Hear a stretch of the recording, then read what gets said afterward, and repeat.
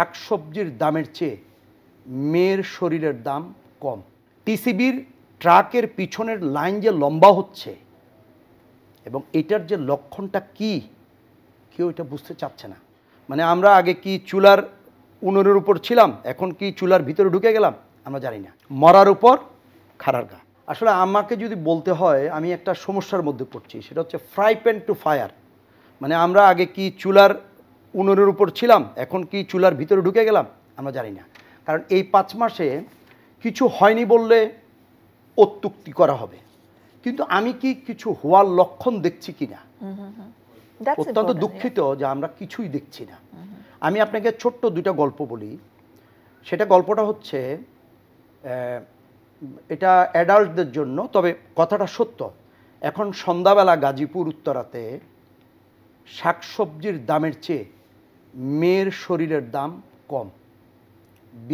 বিগত 5 মাসে যেই পরিমাণ কারখানা বন্ধ হয়েছে, যেই পরিমাণ নারী শ্রমিক বেকার হয়েছে, তার পরিপ্রেক্ষিতে এখন সন্ধ্যাবেলা গাজীপুরে আপনি মেয়ে মানুষের শরীরের দাম কিন্তু কমে গেছে। এই বাস্তবতাটা কেউ সামনে আনছে না। টিসিবির ট্রাকের পিছনের লাইন যে লম্বা হচ্ছে এবং এটার যে লক্ষণটা কি কেউ এটা বুঝতে চাচ্ছে না। আমাদের যিনিরা কেতাবি অর্থনীতিবিদ যে কথাগুলো বলছে, আর বর্তমান সরকার তো অর্থনীতিবিদের সরকার, আমরা কিন্তু একটি নমুনাও পেলাম না।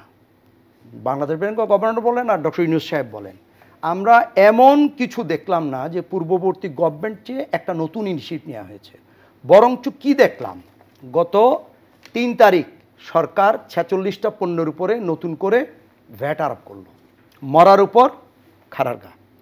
ভ্যাট আরোপ করা এত ইনসিগনিফিক্যান্ট, এত খারাপ লক্ষণ। আমি তার একটা উদাহরণ দিই। ভ্যাট হচ্ছে ইনডাইরেক্ট ট্যাক্স, পয়সালার উপর ট্যাক্স দেওয়া। এটা হচ্ছে পৃথিবীর সবচেয়ে ভালো কালচার, সংস্কৃতিটা। কিন্তু ভ্যাট হচ্ছে সাধারণ জনগণের উপর। আমি যে পাউরুটিটা 10 টাকায় কিনবো সেটার উপর 1.5 টাকা ভ্যাট আছে। আর আমাদের ব্যবসার সবচেয়ে বড় নেতা যিনি, তিনিও কিনবেন, তিনিও 1.5 টাকা ভ্যাট দিবেন। তাহলে রিক্সাওয়ালার ভ্যাট আর সালমান এফ রহমানের ভ্যাট কিন্তু সমান। উচিত ছিল কি, উন্নত বিশ্ব করে কি, সেটা হচ্ছে ডাইরেক্ট ট্যাক্স, ইনকাম ট্যাক্স বাড়ায়।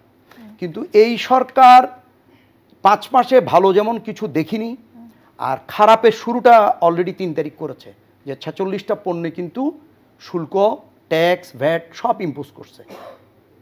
হ্যাঁ, তো এর পরিণতিতে কি হচ্ছে? এর পরিণতি হবে কি, আপনি টিসিবির ট্রাকের লাইনের গল্প বললাম, আপনি ফুটপাতে এখন যেই পরিমাণ হকারকে পশা বসিয়ে বসতে দেখবেন, এগুলো আগে দেখা যায়নি। অর্থনীতি শুধু বই আকারে বললে হবে না, অর্থনীতি কিন্তু আপনার চোখের সামনে বিভিন্ন উপায়ে দৃশ্যমান হয়।